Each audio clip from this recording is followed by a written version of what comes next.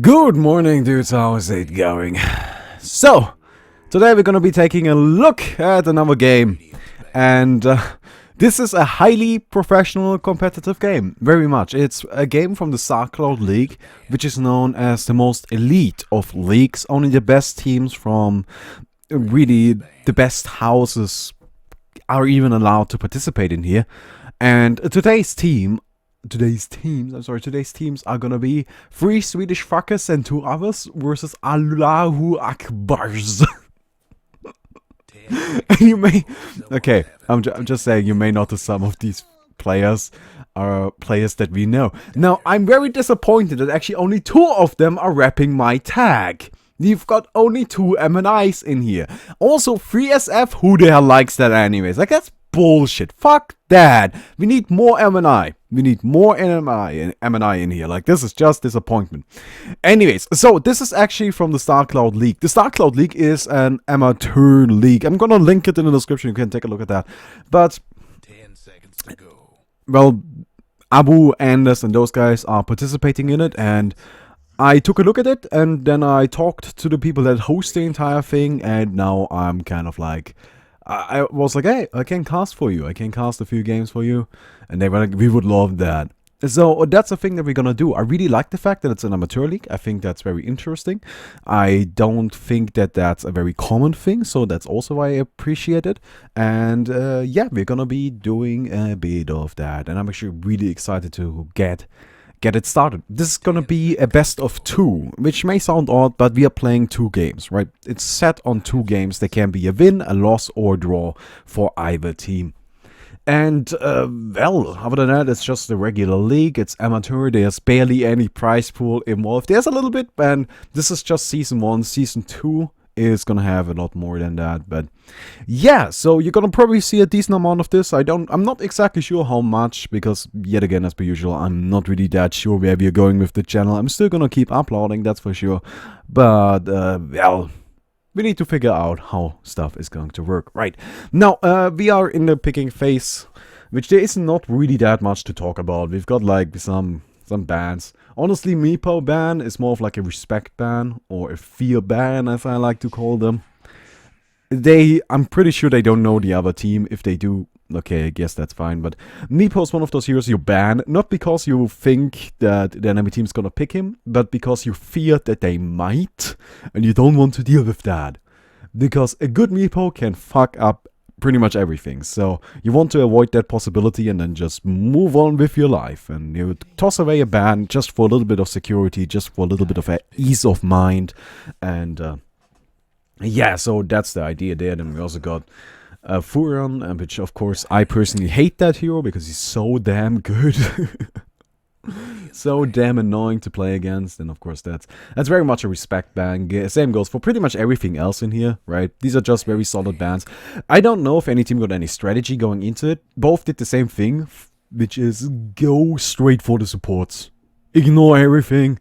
We're gonna go straight for the supports, pick up a Dazzle, pick up a Visage, and then hope that that somehow works out. Now, Dazzle Visage might actually lend itself to a more physical orientated strat, like maybe a little bit of minus armor in there. We all know how powerful that really is, so if they feel like it, they could maybe get a Weaver or a Slaughter or something like that. It would actually be really interesting to see, though I'm not too convinced that that's going to be the case.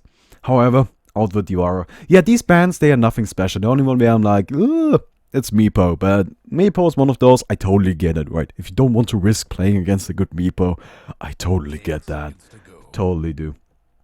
So, this is where it actually gets interesting, because currently both teams don't have any strats yet. Like, they can do a lot.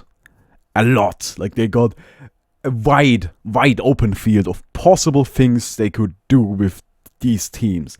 So right now they need to define what they are looking to do. So with the next 2 picks, they're probably gonna pick up some sort of carry, some sort of mid. Well, they obviously have to, but they're just looking to define their strategy, and then with their last picks, they're gonna refine it. But we got an Invoker, which Park.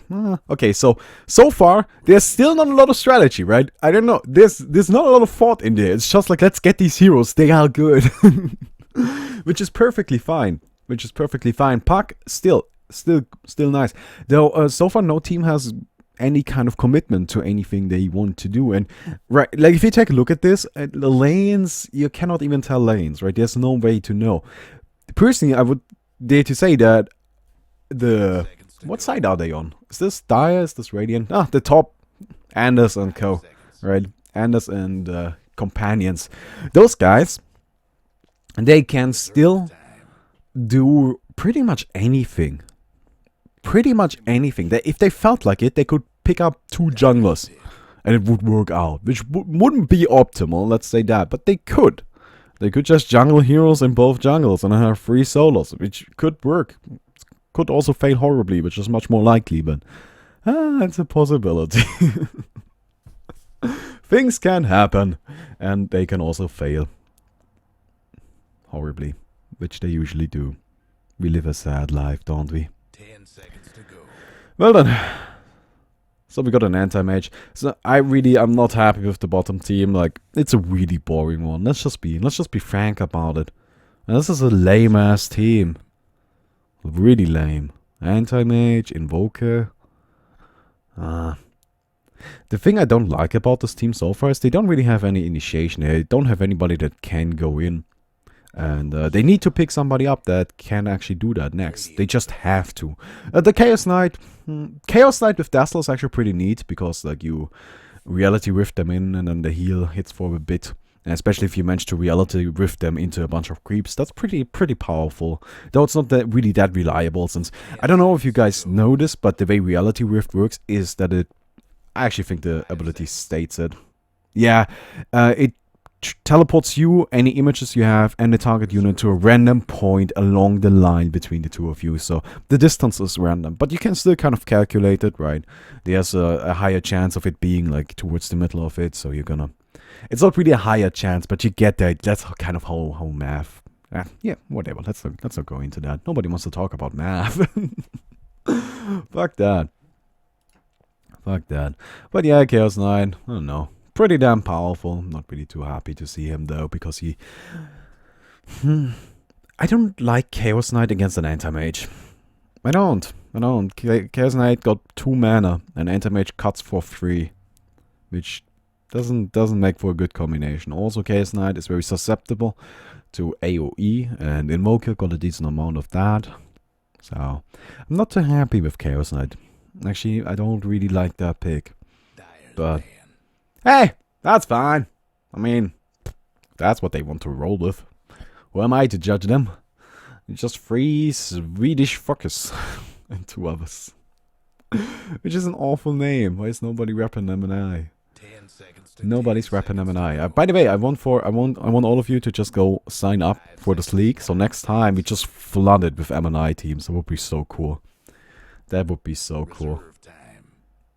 And then you can be called like Minimis something, right? Minimis 3 Swedish fuckers or something. That would be cool. I don't mind that. Anyways. What's going on? We do have one last ban. We're gonna finish up these rounds. Now, I think Allahu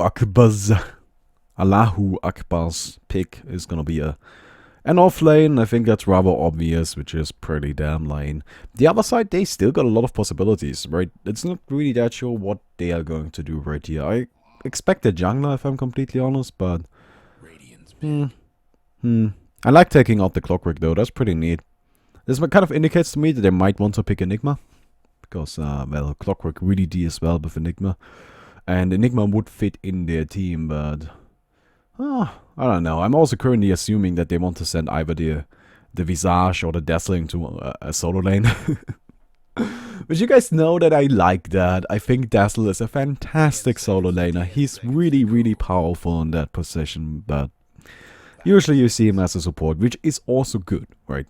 Don't get me wrong, it's probably better. I just like him as a solo because he can do so much. It's just fun to see these support heroes be powerful. I'm just a big fan of that, right? Give me a maiden that's like level 16 and everybody's level 5. Hell yeah, that's the most beautiful thing in the world. I told you, offlane. Kling's the most annoying one at that. Well then, again, I suspect a jungler. Or also an off lane. They could go for a tri lane, though I hope they don't. I hope they don't do that.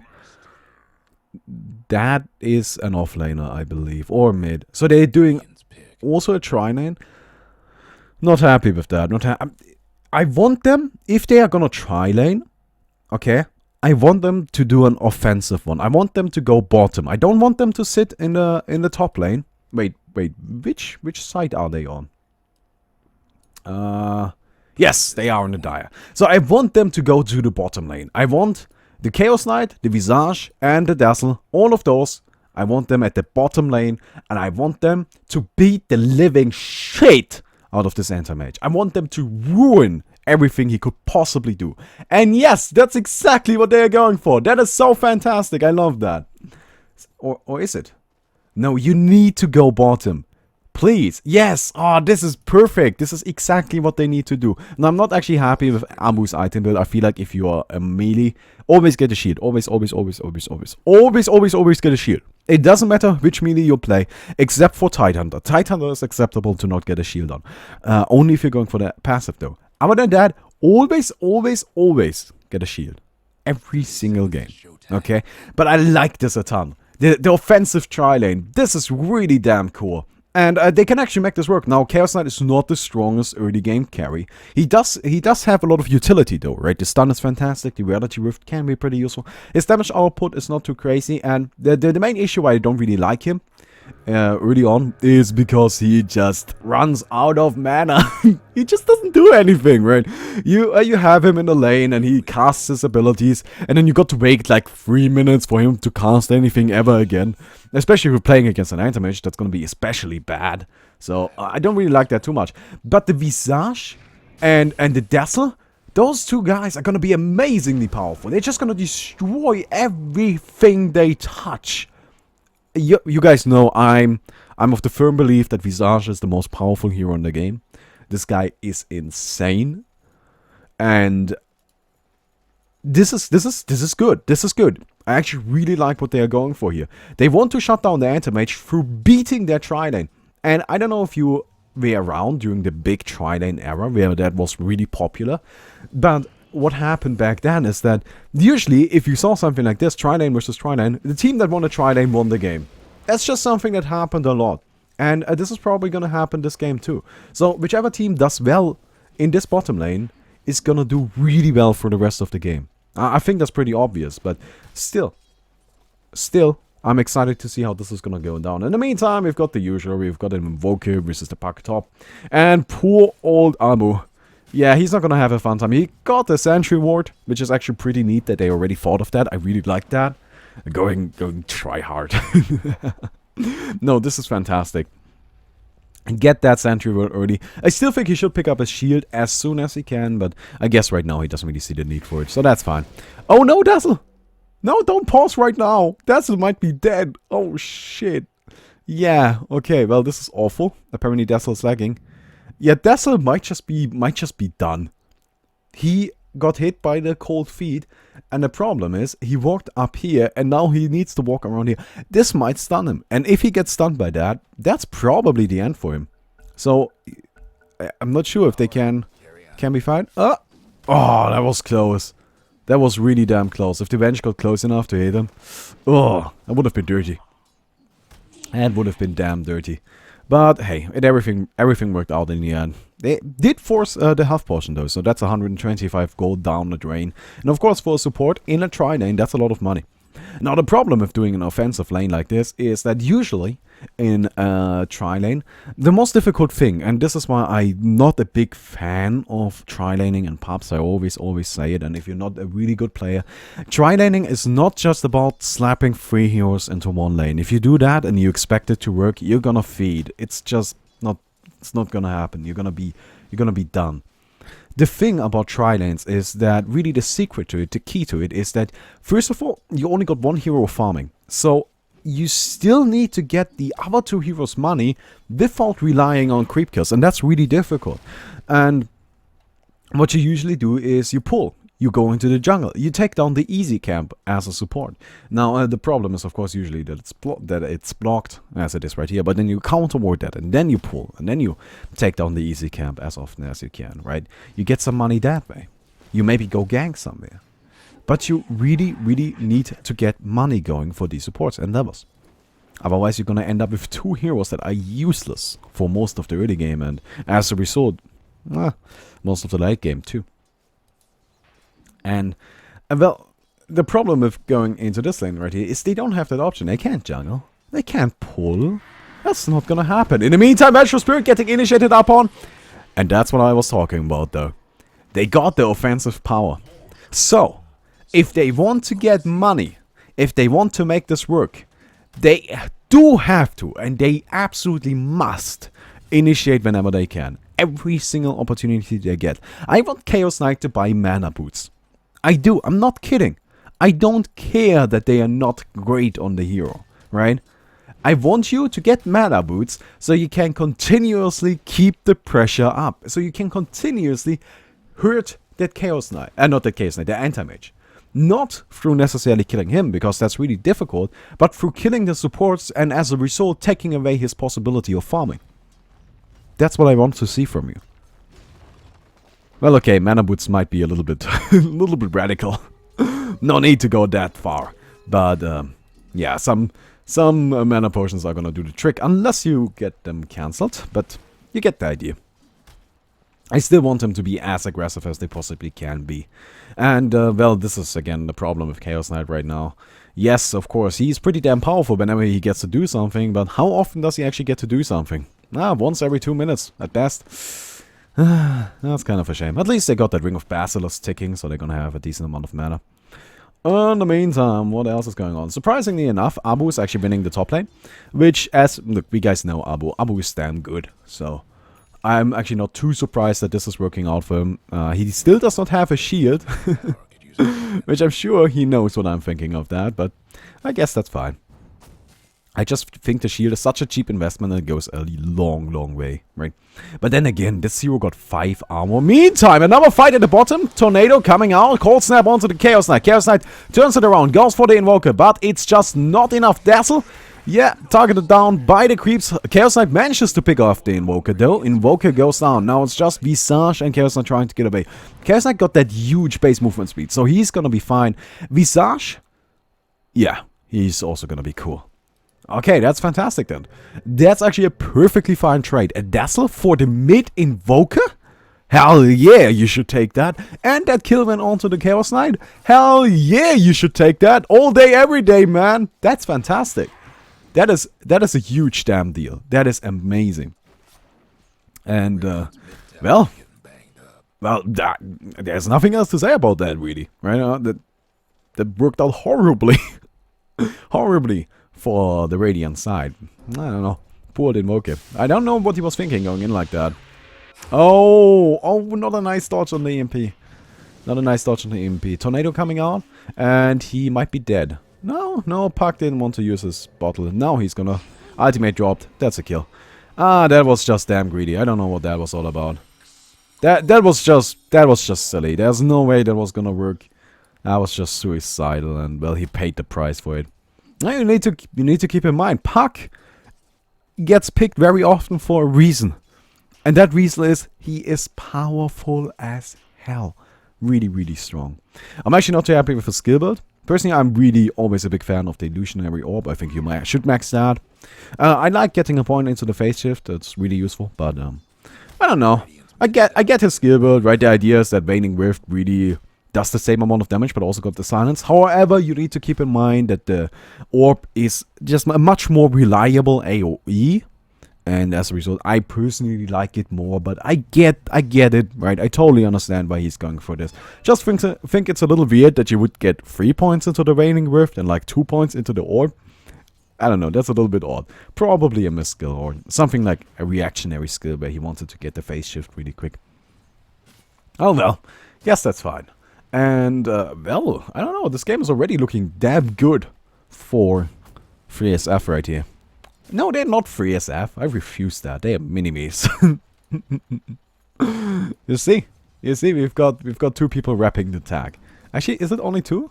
No, we got 3 people wrapping the tag. Here we go. That's fantastic. That's what I'm talking about. That's what I'm talking about. Great. Great. I told them, by the way, I told them before the game that they need to wrap M&I. Otherwise, it's just not cool. It's just not cool. Abu decided against it because he wanted to be a giant bitch, but everybody else was all for it. So that's pretty neat. Also, I'm actually, I can't draw on the map.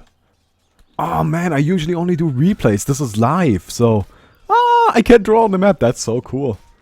That is really damn cool. I actually need to do that more often. Like I can make sure there's.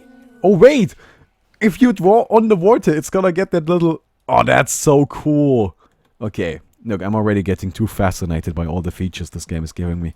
I guess I can play a little bit of tic-tac-toe with myself. Look, I live a sad life. Don't judge me. No, damn it, I lost. Anyways, in the meantime, at the bottom lane, Chaos Knight got enough mana for an initiation. They should initiate. They are going to initiate right here. Oh, no commitment coming out. That's very surprising. I thought they were going to go in on the Ancient Apparition for sure, especially since the guy doesn't have any mana. Right now, this Ancient Apparition should either get himself a mana potion or go back. Like, he needs to get out of this lane. He is food right now. Free food. Useless. Useless, that's what he is. Also, not happy with his skill build at all. He's maxing out the Ice Vortex. Now, Ice Vortex is a good ability. Don't get me wrong. It's a really good ability. But what is your main source of damage in this lane right now? Yeah, that's right. You don't have any source of damage. So get some damage, for God's sake. Get the Chilling Touch. It's really good, right? You only need 1 point into it. It's going to add a lot of damage, especially in the Trident. Since you got more heroes around, it's going to really help you out a ton. It's really, really fantastic. Personally, I'm a huge fan of that. And here we go with the initiation. Sun coming out. Ancient Apparition is already done. The thing is, are they going to go on to the anti-mage as well? That's probably not going to happen because he's an anti-mage, right? He's damn difficult to kill. Actually, going on to the Dazzle right here. They do have a Poison Touch. No, he doesn't want to commit to that, which is, of course, the reasonable thing to do. Despite the fact that Chaos Knight doesn't really have that much mana, he's still got enough mana for 1 Chaos Bolt if he toggles his power threats to intelligence. The Visage can nuke him. Using a blink right there to dive the Dazzle would probably have resulted in his death, so it's a smart idea to not do that. And surprisingly enough, Abu actually manages to pick off a Klings. What? How do you kill a Klings with a Beastmaster? That is so not what should happen. That is totally not okay. Look, if you're playing a game, right, and you're picking, you've got certain kind of expectations. In a lane that is Beastmaster versus Klings, you expect the Klings to win. Because Klings is a bitch. He just is. Now, since that is not actually happening, that puts them on a huge disadvantage. Oh, okay, it's like going on to the Ancient Apparition. Tornado EMP coming out. EMP connects with 2 heroes and they both go down. And now it's just going to be the Visage. Visage manages to stun them. It, however, will not be enough. So that was a 3-for-1 exchange. This was the first good trade for the Radiant. The very first good trade. If they even managed to pick up these familiars right here, which they won't, that would have been even more fantastic. But that was a big fight. Now, the thing is, despite the fact that everything is not going too well for the Radiant, the anti-mage, he's still got 3 kills, right? 3 kills is a good amount of money. He doesn't really have the greatest creep score, but his GPM is looking okayish. It's not terrible. It's probably not as bad as it should be, right? In the meantime, Vengeful Spirit gets just murdered. Like, this is just not even nice. Like, this is not acceptable. I'm sorry. This should be... No, this should be an offense, right? Somebody out there should be writing down some sort of legislation that forbids people from doing what they just did to the Vengeful Spirit. That is totally not okay. It's totally not okay. It's morally flawed, and I think it's really mean. I'm just saying. In the meantime, Invoker is also also around. So, by the way, he went for the Tornado EMP, which I actually think is a good build this game. Fantastic. Visage going in. Oh, the Tornado EMP connects with 2 heroes. EMP not gonna do that much because they're already low on mana anyways. But Chaos Knight gonna probably get picked off right here. Yes, indeed. Puck coming in from the back, going on to the Invoker. Invoker is far too tanky for that. Quas adding up that strength. And now Puck needs to leave. That's another 3-4-1. This time around, they didn't trade the Ancient Apparition, but instead the Vengeful Spirit, and that is really damn awful. That turnaround, like, we can just take one quick look at these graphs, right, and you can already tell, yeah, it's still bad for them, right, the Radiant is still doing horribly, but it's not as bad anymore. Now, the thing we need to keep in mind is that Abu was involved in precisely none of those fights. He's gonna go in right here, pick up the Ancient Apparition. And that's always something you need to keep in mind. Like, how did you win that fight? Was it because you were more powerful? Was it because you outplayed them? Or was it because you straight up just outnumbered them? And in every single fight that they won so far, it was because of outnumbers. Right? Like, they just had more people there. More people. So, what can the Dire do to respond to that? Let's get some more people involved. Let's make it even. As soon as it's even, you're probably not gonna win anymore. Probably not. And that's what they're looking to do right here. They're going for the pushes. They're playing as 4. Park should really be around too. I don't like the fact that he's sitting in the mid, but... Oh, that Tornado connects with 2 heroes. EMP? Oh, hell yeah. That was an enormous EMP. Cutting down the mana of 4 heroes. And as a result, they can't fight. They can't defend themselves against that. They pick off the Visage again.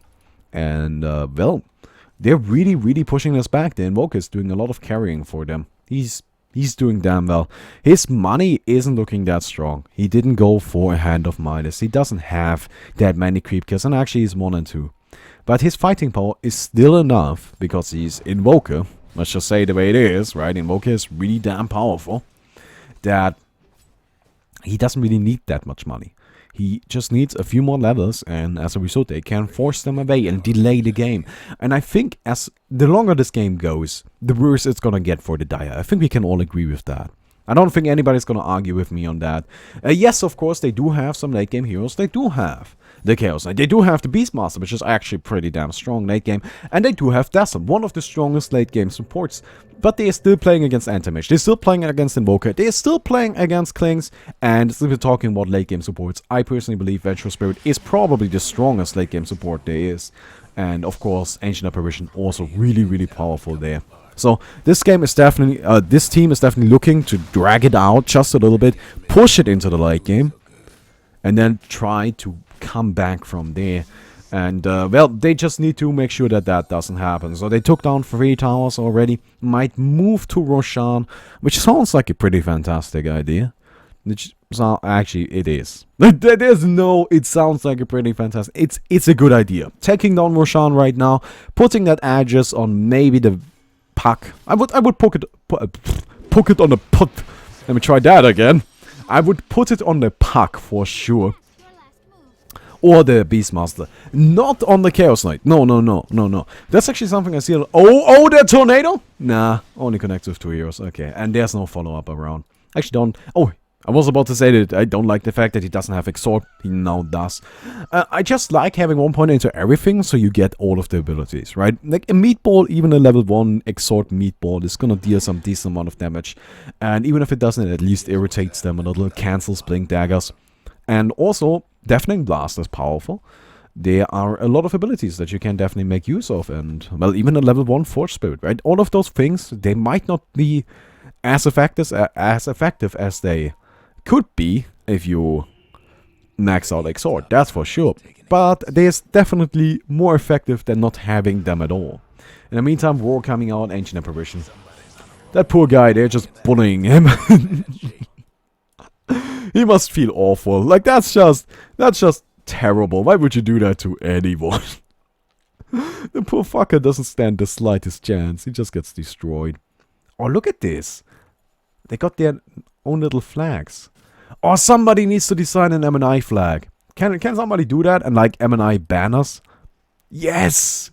That would be so damn cool. Oh, in the meantime, Invoker. Invoker probably gonna get picked off. Yes, Invoker. No, he's still fine. He's still fine. But not for long. He should have nah, he didn't have... He didn't have an ultimate, so he couldn't go invisible, but... Hey. Puck for Invoker. I would call it an even trade, so... But you need to keep in mind. Just because something is an even trade doesn't mean that it's not an advantage for one team. An even trade is good for the Radiant. It's good for them. Because even trades delay the game. Even trades mean there's no progress. No progress is exactly what they're looking for. Because as long as nothing happens, they're gonna probably be fine. Because as long as nothing happens, their base is still alive. As long as nothing happens, Anti-Mage is still farming. And the more often nothing happens, the more money Anti-Mage got. And eventually, he's gonna be able to make something happen. So, a trade like that, if they could take that, like, at all moments of the game, they probably would and should. So yeah, Tornado connects with the Dazzle. That EMP is actually a huge deal this game. I was talking about how KSI got mana problems, and that is just the truth. That hero, that's actually one of the reasons. That's one of the reasons why personally I don't like playing him that much. He just runs out of mana so very quickly. I think he's fun to play, and he's damn powerful. Really, really powerful. He just destroys towers and barracks like it's nothing. But he just got no mana. Nothing. And if he gets hit by an EMP, if Anti-Mage finally manages to pick up a Manta Star, blinks in, he can just cut him down like it's nothing. Oh, that big Puck ultimate! Catches 3 heroes, deals a ton of damage to them. Invoker keeps them away with the Tornado EMP. And I actually don't know if any kills are gonna come from this. Ancient Apparition is looking really, really bad. Invoker probably gonna die. He needs to invoke the invisibility. He didn't. Okay, Invoker goes down, and so did the Ancient Apparition. That's a double, that's a quad kill! That's 4 kills! How did they even happen? Wow, Anti-Mage got picked off there. I didn't even see like half of the heroes die. That was an insane Puck ultimate. Absolutely fantastic. The orb and the silence is coming out on top of that, picking off 4 heroes. Klinks, in the meantime, just sitting in the base, being sad that he doesn't have any money. Which does make me quite happy, because fuck Klinks. Oh man, he could have died right there. If Abu had only used the Soul Ring for some mana, a roar, that would have done the trick. And I like the item choice right here. Oh wait, is this what they're going for? Necromonicon on... Wait, okay, we've got a Medallion right here. He's got a lot of money saved up. He's got a lot of money saved up. Wait, Necromonicon on the Beastmaster. Dazzle? No? Okay. I was kind of hoping they were going for like 4-man Necromonicon. That would have been damn cool. But I actually just noticed they do have a lot of minions, right? They've got... Beastmaster actually going in war onto the Anti-Mage. I don't think that's going to be enough to get anything done. No, but in the meantime, Invoker. That poor fellow can't do anything.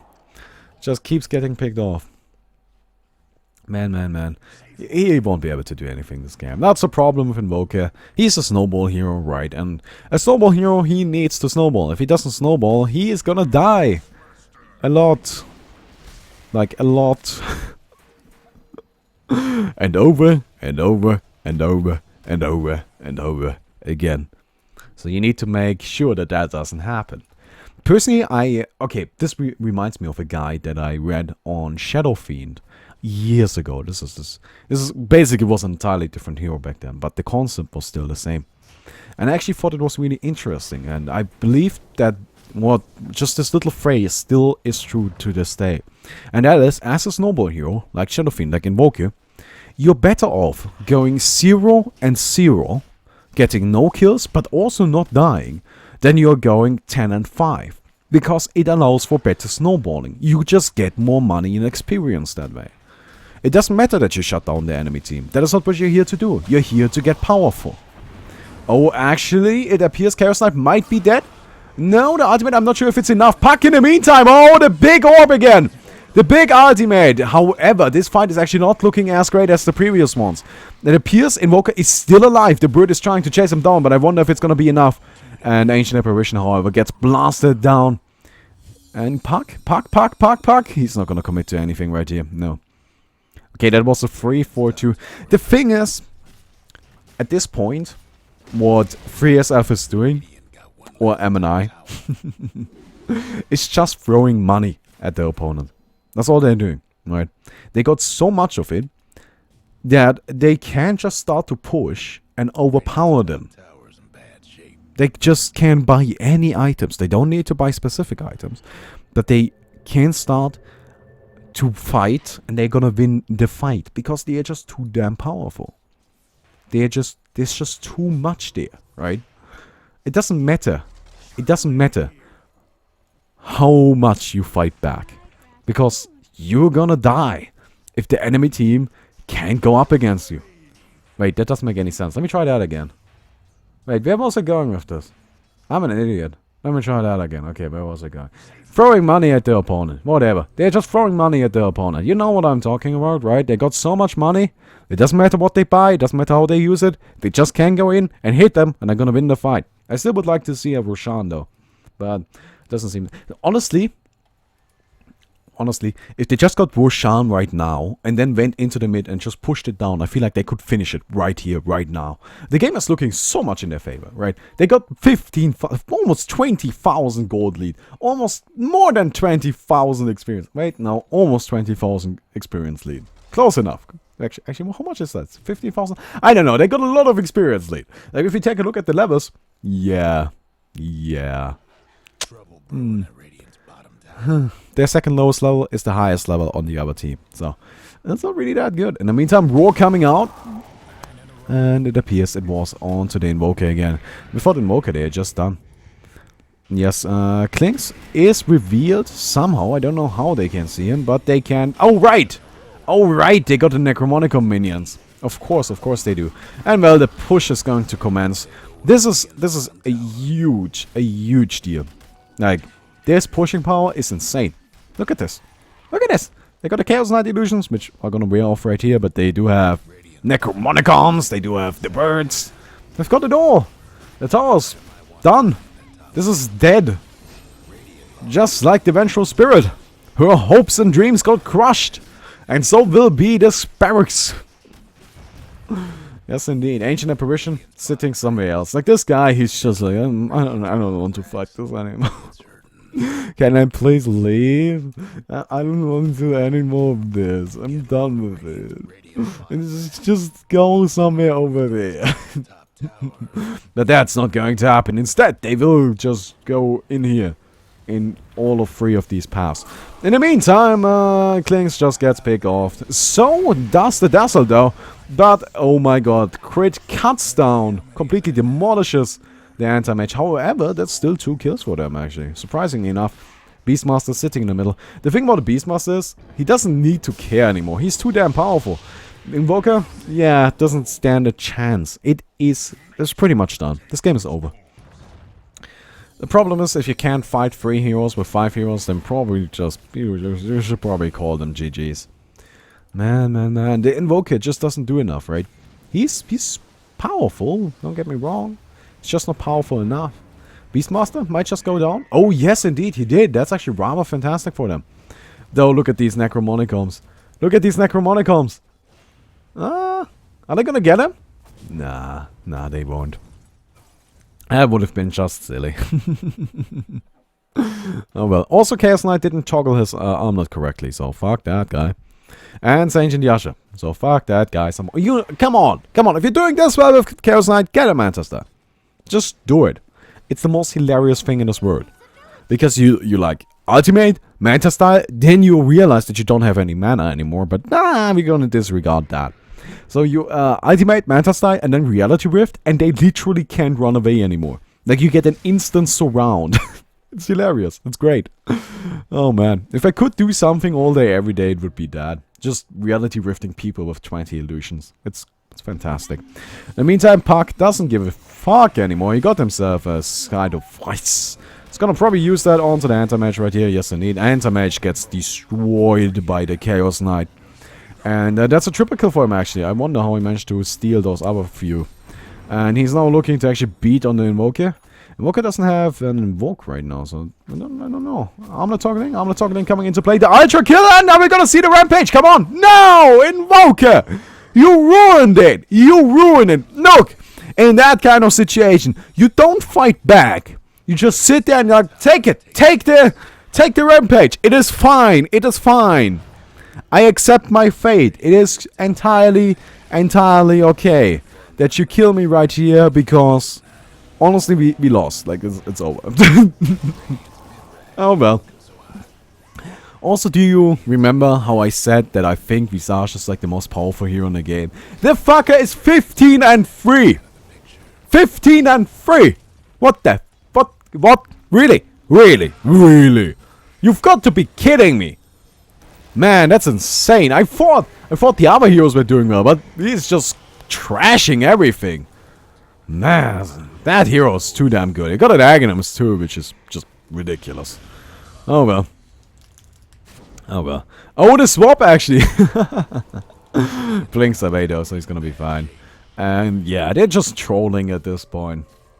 Kind of semi-trolling. This might actually not be as much trolling as I thought it would be, because if they keep them in the well, right, they can just take down these barracks and nobody can bother them.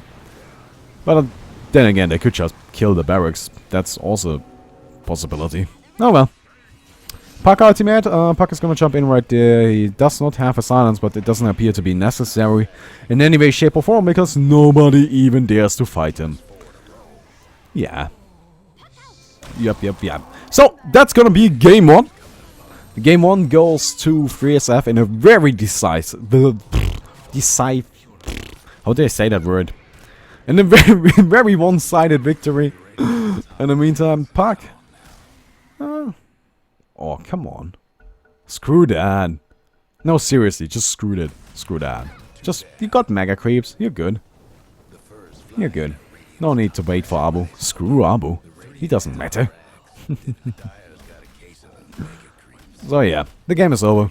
They won't win against mega creeps. Winning against mega creeps is one of the rarest things in the world. And you're not gonna win against mega creeps if you're this far behind. It's not gonna happen. It's just not.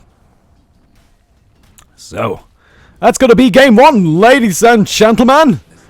I hope you enjoyed this. For we shall be back with game 2 eventually. I'm not entirely sure when, but we're gonna be right back with game 2. And I hope it's gonna be a little bit more interesting than this. Though I was just saying, they need to win, right? We are all for Abu winning.